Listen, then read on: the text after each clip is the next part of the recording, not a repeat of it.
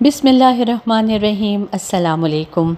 आज मैं आपके लिए करेले चने की दाल की रेसिपी लेकर आई हूँ। ये रेसिपी बहुत ही टेस्टी है। इन दोनों चीज़ों का कॉम्बिनेशन बहुत ही ज़बरदस्त बनकर तैयार होता है। आप इसे गर्मा गर्म चपाती के साथ खाएं, साथ ही नमकीन लस्सी रखें तो इसे खाने का लुत्फ़ दोबारा हो जाएगा। तो चलें इस आसान सी रेसिपी को स्टार्ट करते हैं। लेकिन उससे पहले अगर आप मेरे चैनल पर नए हैं और आसान रेसिपी सीखना चाहते हैं तो इसे लाइक और सब्सक्राइब करें, बेल आइकॉन को प्रेस करें ताकि नई वीडियोस का नोटिफिकेशन आपको टाइम से मिल जाए। कमेंट सेक्शन में कमेंट ज़रूर दें और मेरी वीडियोस को ज़्यादा से ज़्यादा अपनी फैमिली और फ्रेंड्स के साथ शेयर करें। तो सबसे पहले चने की दाल को बॉईल कर लेते हैं। इसके लिए मैं प्रेशर कुकर का इस्तेमाल कर रही हूँ। आप चाहें तो किसी पतीले का इस्तेमाल भी कर सकते हैं। ये 250 ग्राम चने की दाल है जिसे तकरीबन आपने 1 घंटा भिगो देना है। भिगोने के बाद इसे आपने अच्छे से धो लेना है। धोने के बाद इसे इस तरीके से प्रेशर कुकर में डाल दें, साथ ही 1 गिलास पानी का डाल दें और हाफ़ टी स्पून नमक डाल दें। अगर आप इसे पतीले में पका रहे हैं तो आपको 2 गिलास पानी का इस्तेमाल करना पड़ेगा। आपने दाल को इतना पकाना है कि 80% गल जाए और टूटने ना पाए, यानी कि इसके दाने साबुत रहें। अब इसे कवर कर दें और तकरीबन 5 से 7 मिनट पकाएं कि ये गल जाए। अगर पतीली में पका रहे हैं तो आपको तकरीबन 10 से 15 मिनट लगेंगे। दूसरी तरफ करेले तैयार कर लेते हैं। एक खाली पैन ले लें और उसमें 1/4 कप के करीब ऑयल डाल दें। चूल्हे का फ्लेम मीडियम टू स्लो रखें। अब इसमें कटे हुए करेले डाल दें।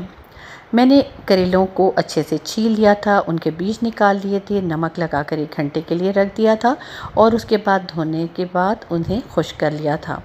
ये देखिए खुश्क करेले मैंने इस तरह से ऑयल में डाल दिए हैं। अब मैं इन्हें फ्राई कर रही हूँ। करेलों को बहुत ज़्यादा फ्राई नहीं करना, सिर्फ इतना फ्राई करना है कि इनका कलर चेंज हो जाए और कच्चापन निकल जाए। 2 से 3 मिनट फ्राई करने के बाद आप देख सकते हैं कि करेलों का कलर कुछ इस तरह से है।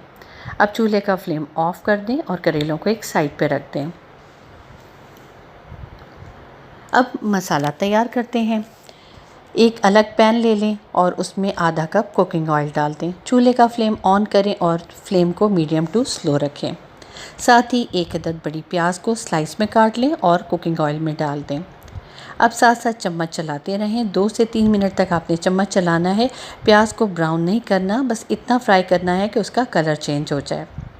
ये देखिए प्याज का कलर चेंज हो चुका है। अब इसमें 2 अदद कटे हुए टमाटर डाल दें। टमाटर अच्छे से गले हुए होने चाहिए। टमाटर डालने के बाद इन्हें अच्छे से मिक्स करें। साथ ही हाफ़ टी स्पून नमक भी डाल दें।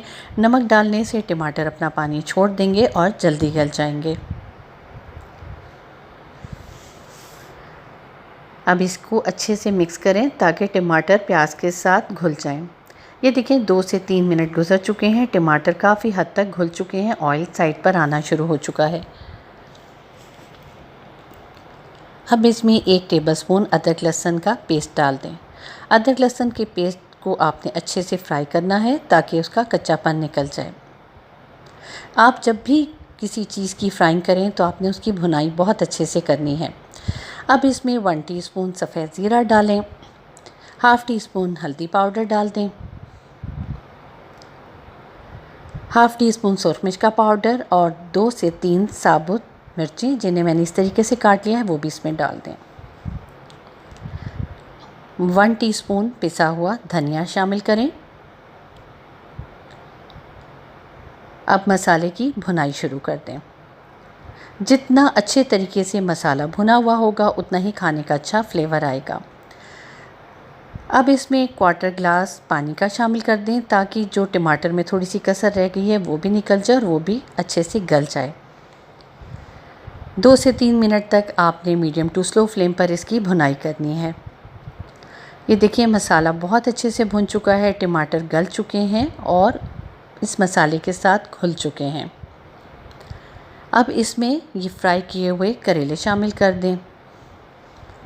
करेलों को हल्के हाथ से इस मसाले के साथ मिक्स करें।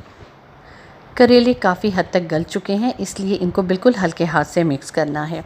ये देखें करेले बहुत अच्छे से मसाले के साथ मिक्स हो चुके हैं। अब इसमें ये उबली हुई दाल डाल दें। ये देखें दाल कितनी अच्छे तरीके से गल चुकी है और आप देख सकते हैं कि इसका एक एक दाना बिल्कुल खिला खिला नज़र आ रहा है।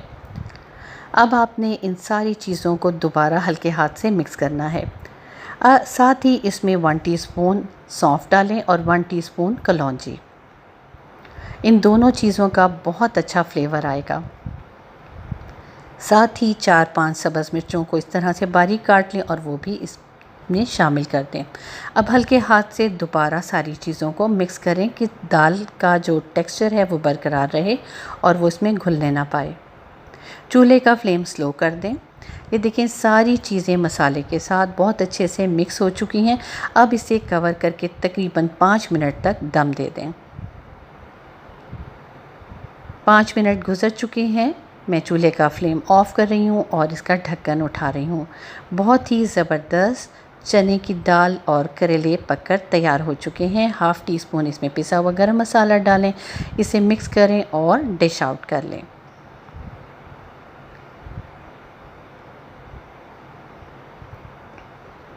ये देखें मैंने इसे डिश में निकाल लिया है, साथ ही थोड़ा सा सब्ज़ धनिया डाल दिया है। अगर आपको लगे कि ये थोड़ी सी दाल और करेलों का जो हमने खाना बनाया है ये ड्राई है, तो आप इसमें 2 से 3 टेबलस्पून देसी घी का ऊपर से डाल दें। इसका ना सिर्फ बहुत अच्छा कलर आएगा बल्कि फ्लेवर भी और ज़्यादा बढ़ जाएगा। मुझे उम्मीद है कि ये बहुत ही मज़ेदार रेसिपी आपको पसंद आएगी। आप इस रेसिपी को ज़रूर ट्राई करें और मुझे अपना फ़ीडबैक दें। इजाज़त दीजिए। अल्लाह हाफ़िज़।